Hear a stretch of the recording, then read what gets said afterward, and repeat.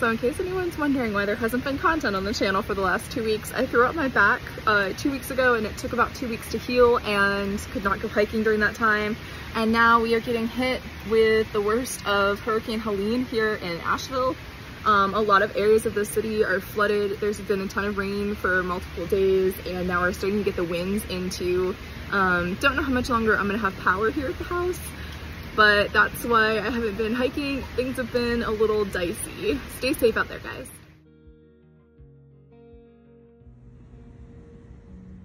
Oh, that sounds like a tree limb just broke. Or a full-on tree fell.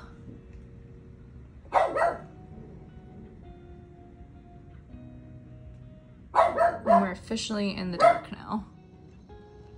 It's raining sideways out there. And there's a pond behind the neighbors' townhouses. It's 12:15 and the sun is finally out. I'm looking up the road and there is a lot of water. That's the quarry over there, completely flooded. Railroad tracks up there, completely flooded. And this is probably gonna take a while to clear out. And then this pond area here had no water in it a couple of days ago, and now it's completely full.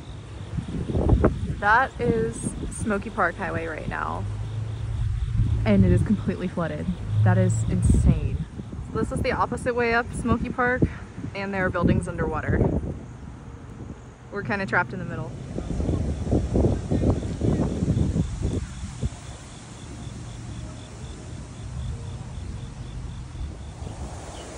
This is the local quarry. There's literally torrents of water pouring through the back of it. Here's a better shot of all this flooding.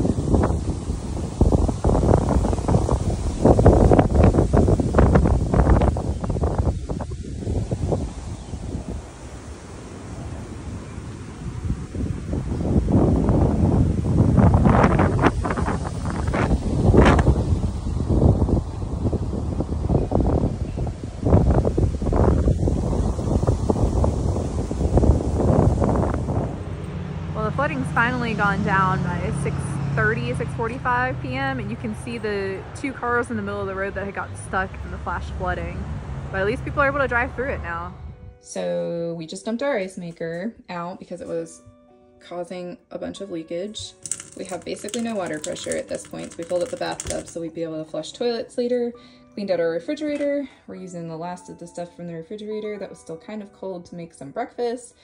And we still have no power and no idea when the power's coming back on. So here we are.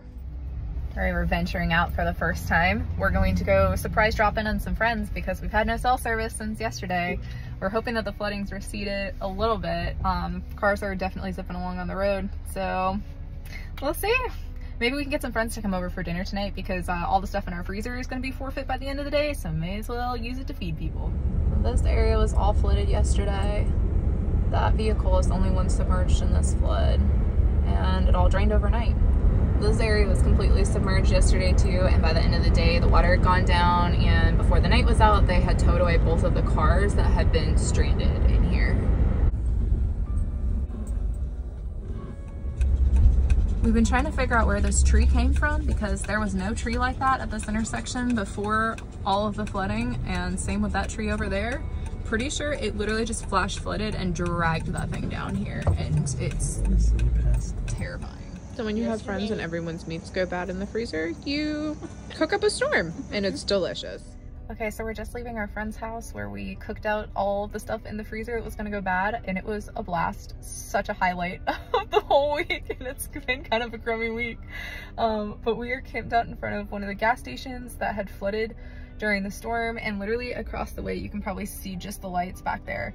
There are, I kid you not, probably like 50 people trying to get into the gas station across the way because you have one bar of signal there and everyone's trying to send messages, which is what we're doing sitting across the way. So this is where we're at now. Our neighbors got together for a bonfire and a grill out. This is pretty great. Okay, so it's Sunday morning and we are finally trying to get out of Asheville. We're gonna try to get to Virginia. Some of my friends made it to Charlotte last night, but apparently 40 both directions out of Asheville is closed. 26 towards Tennessee is just absolutely obliterated. And we're hoping that we can take 26 south to 85 because that's what my friends were doing.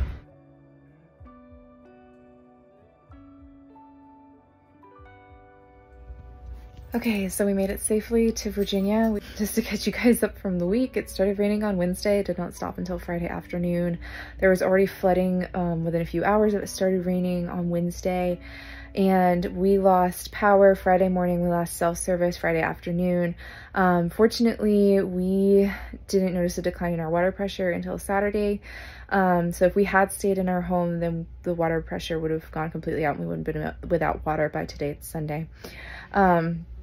But yeah, there are so many people who are worse off than we are, and I'm just so grateful that our house survived, our car survived, and that we survived and that we are okay.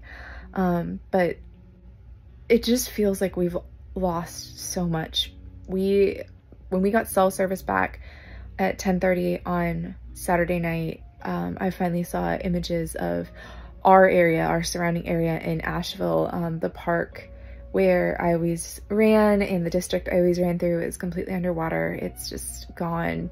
Like Chimney Rock, where I've been before, is just gone.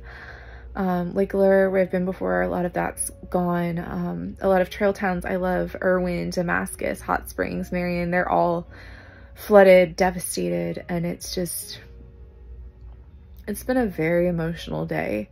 So please send your prayers and your aid to Western North Carolina, Tennessee, South Carolina, Southwest Virginia, because it is so desperately needed. It's going to take such a long time for all of these communities, not just ours, to recover from this. Also so grateful to my mentor who's letting us stay at his house, because, you know, we have no power, no water, and very few things open in Asheville, in the area where I live. So I'm so grateful that we were able to make it out and that we have people who are around us who care for us, and that we're in a place that has electricity. I can charge my phone from a wall outlet. There's running water. We're finally getting a shower after 3 days, and it's such a blessing. So just want to let you guys know we're safe and everything is not okay, but we're hoping that it will be at some point in the future. Okay, so I just got back from my parents' house today, and tonight's task is doing the dishes that have been in the dishwasher since before the storm, because they didn't get to run the dishwasher before the power went out, and now we have no water. So I'm experimenting with how to do my dishes, and my current method is wet sponge with some soap on it, do a nice little rinse, well, a little soap, and then I have a water bottle to rinse out afterwards so I can get the soap off.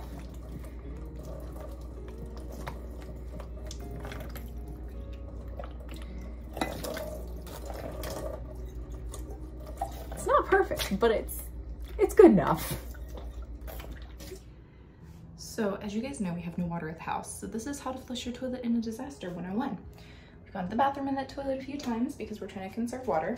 So we take the pack off the toilet, fill it up about halfway with water from our lovely non-potable water jug, which thankfully we filled up our bathtub before we ended up leaving the house. So we're able to pull water from there. And once the non-potable water has been put in the back of the toilet, it takes about a gallon to a gallon and a half to do one flush. That's why we've been trying to conserve water. Then we can flush our toilet with absolutely horrible water pressure. And we hope that it all goes down. I know it's weird. I think we've talked about grosser things on the trail, but that is what we're doing because we have no water in the house. Oh, and then of course, hand sanitizer for when you're done. So life has been looking a little different here in Western North Carolina since I got back. So after Helene, we were able to get out on the Sunday after the storm hit. We ended up going to stay with my mentor, Christus Cowboy. Thank you so much, Christus Cowboy, and your lovely wife, Renee, for hosting us. We ended up doing a little work travel for Curtis's company, and then ended up going back to Curtis's parents' house, and then my parents' house, and then finally home again. So thank you to everybody who hosted us and provided for us during that time. When I was at my parents' house, I went ahead and got all of our groceries because I didn't want to put a strain in the system here in Asheville. And I was so excited to be able to bring home cold groceries because we were coming back to a house that had power power and internet and consistent cell service, which was such a huge blessing for us. The only thing that we don't have right now is water. And the last update I heard was it might be months, plural, before we get our water back. Maybe December, maybe not. All 3 of Asheville's water processing plants were damaged both above and below, and some of the areas they can't even reach to assess, much less fix right now. So we're making do. There's a lot of water distribution centers around Asheville, including at our church, Biltmore Church, which if you guys are looking for a place to donate or for needs or a place to volunteer if you happen to live in Asheville or the surrounding areas, please check out their link below, and I'll also put it at the bottom of this screen here so you guys can see it. Another thing that I got to do while I was at my parents' house was actually tour the Samaritan's Purse warehouse in Wilkesboro, North Carolina. It was an incredible experience, and Samaritan's Purse is one of the big private organizations responding to this event in Western North Carolina. They have boots on the ground right now. Mountain Crusher, who you guys remember from the trail, actually drove all the way here from West Virginia just to come and stay at my place while I was gone, which was great because he watched over it. And he's been here volunteering with Samaritan's Purse for about a week. They've been mucking out houses, they've been clearing down trees. Basically, they've just been out here doing incredible work to help clean up Western North Carolina. So thank you so much to Samaritan's Purse and also to Mountain Crusher for coming all the way out here just to help out our community. And if you guys are also, again, looking for a place to donate or a place to volunteer, I will link them below and have their website address at the bottom of this screen. Again, please keep us in your hopes and prayers because we need it. It's going to be a long recovery. I'm headed back to a kind of modified work schedule today, but it does mean I get to see what the disaster relief that our church is up to providing right now, and I'm pretty excited for that.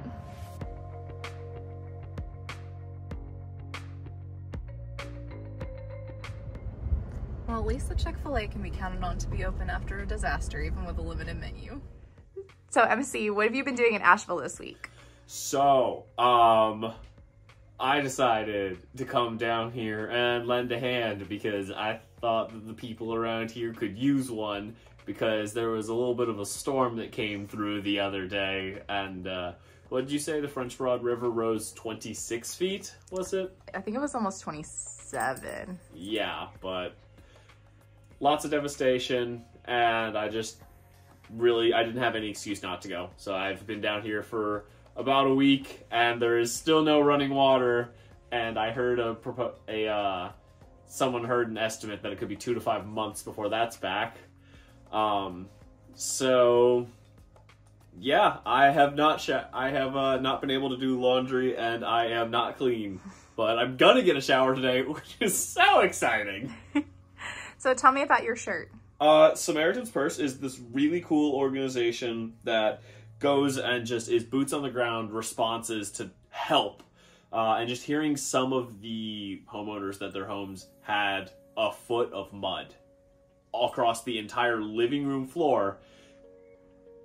Think about that for a second. That is the amount of devastation they had in their homes, saying that they felt incredibly just distressed and lost and just in shock. And then people in orange shirts started showing up and lending a hand, and they said that they didn't feel forgotten. They felt cared for. They felt like there were people that knew that they were struggling and that they were taking care of them. And I believe on Saturday the number was almost 1,400 volunteers that showed up and were boots on the ground, shoveling mud, taking down contaminated drywall, taking down contaminated insulation, doing things that needed to be done to be. We were being the unskilled labor to get ready for the contractors who are the skilled labor who will come and really rebuild and help these people live in these places again. Did you enjoy the work? Oh yeah, I have not been this tired and this happy in a long time. Thanks, MC. We really appreciate you coming and serving with Samaritan's Purse in Asheville. All right, so I'm on my way to my parents' house to do about 4 weeks worth of laundry because unfortunately I had some before the storm, and some dishes that I can't do at home. Riley. Riley's coming with me because she really needs a bath and I have no way to bathe her here. But I just filled up with some gas, and something I noticed in the area is it is so incredibly dusty here. So all of the mud that we got from the flooding has now dried into dust, and everything that was swept in with the floodwaters, things like chemicals and human waste and things like that, all of that is now in this dried dust that is in the air. And I've never seen so many dirty cars in my life, because everyone's cars are covered in it. The gas pump was covered in it. The parking lot is covered in it. So it's just everywhere, and it just makes me feel very strange about breathing in this area, if we're being real honest. All right, well, Riley and I just got home from a weekend doing laundry and taking showers, and Riley getting a bath at my parents' house. And you can see my backseat full of clean laundry, which is so exciting because we still have no water. So it's super cool when we can get some laundry done. I don't think you realize how much water you use in everyday life until you don't have it anymore. For example, it takes a gallon to a gallon and a half of water just to flush a toilet. Not even considering how much it takes to do a few dishes in the sink, and they never really get super clean when you do them without running water on them. Curtis is over at a friend's house right now taking a shower because they're on a well, so they graciously allow us to go over there and take showers a couple times a week. But my mom was super sweet and sent me home with a bunch of cold stuff because Curtis went out to the store closest to us this weekend, and he said that pretty much everything is stocked, but they have 0 cold items and a very limited meat selection. So I'm really grateful that my mom was able to do a little shopping at her Walmart for me and get some items that I can't get in this area.